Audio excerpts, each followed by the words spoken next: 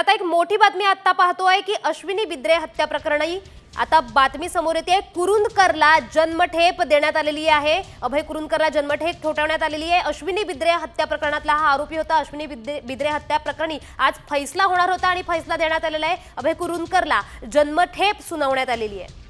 तर अश्विनी बिद्रे हत्या प्रकरणी आज फैसला सुनावण्यात आलाय। कुरुंदकरला जन्मठेप सुनावण्यात आलेली आहे।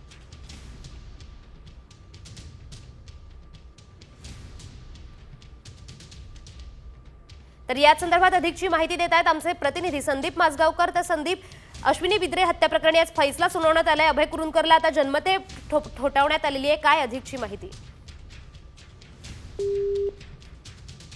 तर आताची आपण सगळ्यात मोठी बातमी पाहतोय।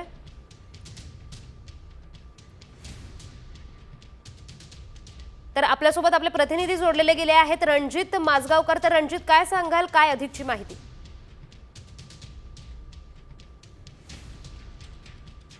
कुरुंदकर यांना न्यायालयाने आत्ताच जन्मठेपेची शिक्षा सुनावलेली आहे।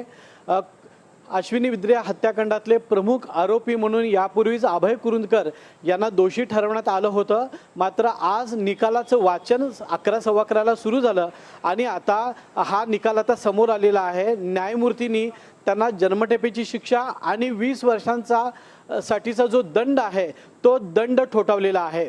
सुरुवातीला त्यांना फाशी होईल असं तज्ज्ञांच्या वतीनं सांगण्यात येत होतं। मात्र सबळ पुरावे असतील, युक्तिवाद असेल आणि बिद्रे गोरे कुटुंबियाचं म्हणणं ऐकल्यानंतरच कोर्टाने आज हा निकाल दिलेला आहे। आणि गेली 8 वर्ष ज्या प्रकरणाकडे पोलीस दलाचं संपूर्ण महाराष्ट्राचं लक्ष लागून राहिलं होतं त्याचा निकाल आज झालेला आहे।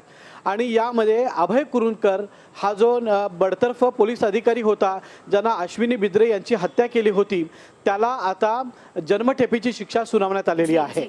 तर तुम्ही पाहिलात तर या प्रकरणी आणखीही 2 आरोपी होते, तर त्या आरोपींना काय शिक्षा ठोठावण्यात आली आहे? रणजित,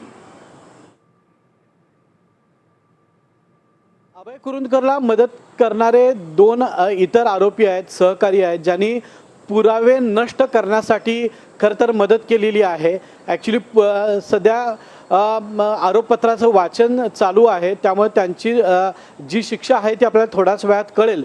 पण अभय कुरुंदकर याला जी शिक्षा दिलेली आहे त्यासोबत तितकीच कडक शिक्षा या दोघांना सुद्धा देण्याची शक्यता आहे, ती थोड्याच वेळात आपल्याला कळेल। जी धन्यवाद रणजित दिलेल्या या सविस्तर माहितीबद्दल। तर आपण पाहिलं तर अश्विनी बिद्रे हत्याकांड प्रकरणी आता फैसला सुनावण्यात आलाय। मुख्य आरोपी अभय कुरुंदकरला आता जन्मठेप ठोठावण्यात आलेली आहे।